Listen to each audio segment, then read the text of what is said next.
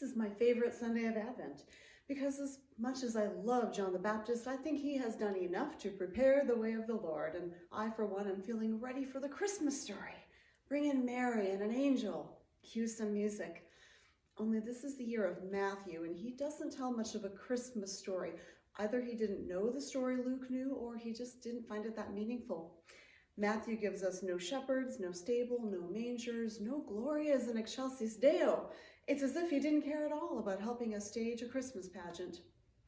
What Matthew does give us is a really long genealogy, 42 generations of ancestors from Abraham to Jesus. I will not treat you to a reading of those 42 names because it would put most of us to sleep, myself included. But trust me, for Matthew's audience, it was fascinating because they knew the stories of the people in that genealogy. Heroes, scoundrels, outcasts, every possible human drama was behind those names. Just hearing them said out loud was like hearing a list of your favorite movies. Oh yeah, I remember that one. But Matthew wasn't writing to entertain. He was making a point to convince his readers of one critical detail. Jesus was the one, the Messiah they had been waiting for. And having presented the pedigree to prove it, he begins the story. Now, the birth of Jesus the Messiah took place in this way.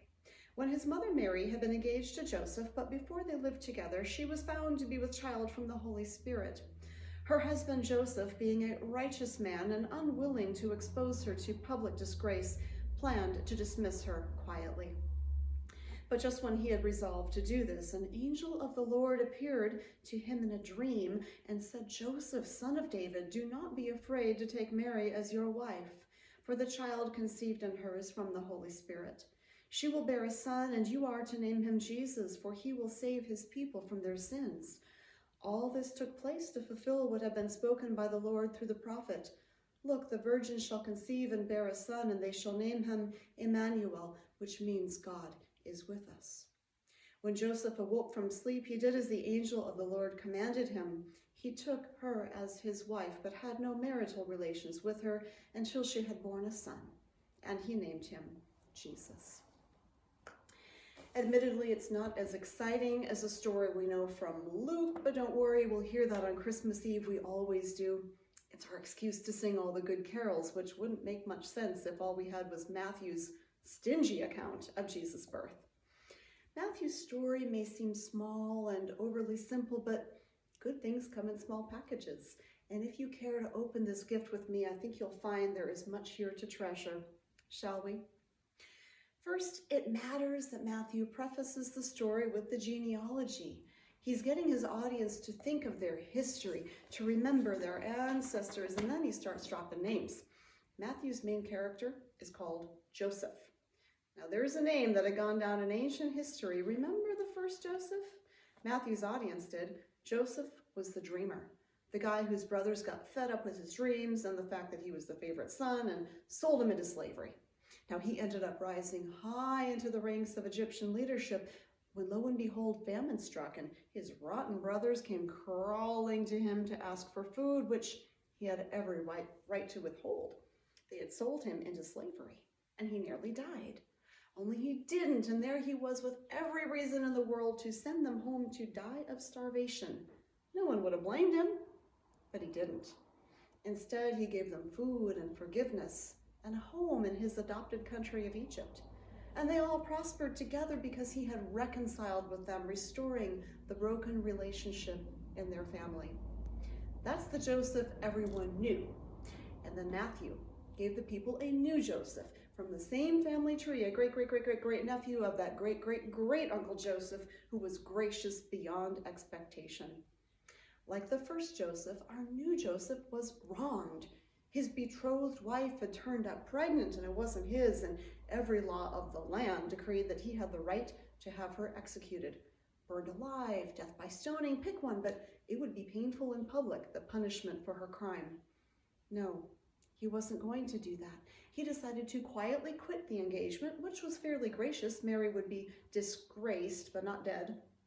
Only like the first Joseph, he had a dream. And in the dream, he heard an angel giving him a message from God: restore the relationship, keep the engagement. And even though he had every right to extract vengeance on that girl who had humiliated him, he married her, and accepted the child she bore, doing what every father does to claim his child. He named him. And what he named him, this is where it gets really good. He named him Jesus, which is an alternate pronunciation of Yeshua or Joshua, who's another character people knew really, really well, a hero of their own history. Do you remember Joshua? He was important because after the descendants of Joseph the dreamer and his brothers had lived in Egypt for a long time, they were eventually enslaved, but they were liberated by someone named Moses, remember him, who led them for 40 years or so through the wilderness, only Moses never managed to lead them into the safety of the promised land. You know who did? Joshua. You know what his name means? God saves. And this child of Mary, adopted son of Joseph, he would bear that name, God saves, because his role was to save people from their sin. Let's define sin here as the human propensity to mess things up. Essentially, that's what it means. Missing the mark, being out of alignment with God's will for us, living in separation from God, essentially. And this child, whose name means God saves, would save his people from their separation from God, and they would call him Emmanuel, meaning God is with us. God is with us. No longer would people be separated from God, cut off from divine will by collective sin. They would be saved by Jesus, the adopted son of Joseph, whose God-given role was to restore relationship with Mary, just like his ancestor Joseph had restored relationship with those sinful brothers. Do you see the gift of this gospel? Matthew has prepared his audience well for understanding what it would mean for Jesus to save them, for Jesus to be God with them, restoring them to right relationship with God and each other. The gift of salvation, the gift of Jesus, is the gift of God's presence. And in Matthew's gospel, Jesus would show them over and over again what that looks like. I think it's no accident that Jesus' father Joseph paved the way for Jesus to even be born by saving Mary's life. Remember, she had been accused of adultery, sex outside of marriage, and the punishment was by right her death, probably by stoning. It was the law. It was the right thing to do. And yet Joseph stopped those stones from being thrown. Many years later, his son would do exactly the same thing for another woman whose name we don't know. The people would say to Jesus, "Since you're so smart, tell us what to do with this woman we caught in the act." And Jesus would say, "Go ahead, let anyone without sin throw the first stone." And of course, no one could. The woman's life was spared. I can't help but think of that story as I consider what was almost the fate of Mary and her baby, except someone intervened and said, "Well, I know it's the law, but there's something higher than this." What's higher than any law is love. Not necessarily romantic love or even the love we have for a dear friend. We don't know if Jesus loved or even knew the woman whose life he spared, and for that matter, we don't know if Joseph loved Mary. Most marriages in those days were not about love at all, but there's another kind of love. It's the love we have both from and for God, and it compels us to show love for the world God so loves. It's the kind of love that says, "I don't care what I can do to you, I choose to bring you back in, to forgive what has happened, to restore the relationship." That's what Jesus did. He never could have done it if Joseph hadn't done it first, allowing for the birth of the one named God Saves, who was born to save all of humanity from the sin of not caring for one another, the sin of being separate from one another, separate from God, who created us all for relationship. We don't have to restore broken relationships. People mess up. They disappoint us. They miss the mark in so many different ways, and we get sick and tired of it. Forget about them. Who needs them anyway? Which is exactly what the first Joseph could have said about those crummy brothers of his. Only then all those branches of the family tree would have been chopped right off, including the one that gave us Jesus. Retribution was that first Joseph's right, but it was not the right way, not according to the God of love. Thankfully, the second Joseph listened to the divine message, sparing Mary's life and adopting her son, so that Jesus, sent from the God who saves, could be with us, Emmanuel. And because Jesus came to be with us, showing us what salvation looks like, caring for one another as is God's will, we have much to consider. Where do we see separation, disconnection, broken relationship? That is sin. And the bad news is it's everywhere, on every level you could imagine, right? Siblings harboring old grudges, parents and children who are at odds, friends who no longer speak. And then there's the larger scale sin of separation, entire communities, neighborhoods, even nations burdened by economic injustice, racial injustice, climate injustice, unable to thrive because those who could help have no legal obligation to do so and don't. Laws are created to protect the privilege of those who do not care to integrate with the ones on the other side of the tracks, the wall, the world. If only we could understand that the salvation of the world God so loves, the salvation given us by Jesus the Messiah, looks like restoring human relationships to the point where there is no such thing as them, only us. Imagine a world in which there is simply no such thing as other people's children. A world in which we, like Joseph, would reach out in love to all people, all God's children, living justly, loving mercy, walking humbly away from the sin of separation. My friends were recently certified to become foster parents.